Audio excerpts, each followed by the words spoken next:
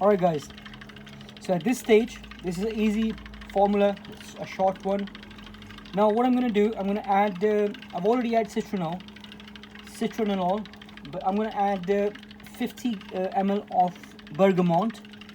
Bergamot is also orangey, citrusy family.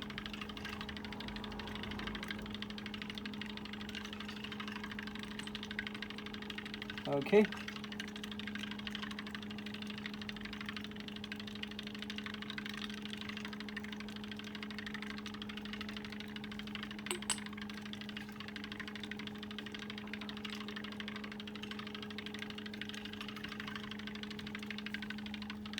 So I'm using roughly 40 ml. You can increase if you want to, but I'm just keeping it down. Bear in mind, you have citronol in there, which is also citrusy. The CIS3 substitute is basically has apple smell to it, and then you have use another top note, which is basically your citronol and bergamot. So that's it guys, you know, this is the CoolWater up to here.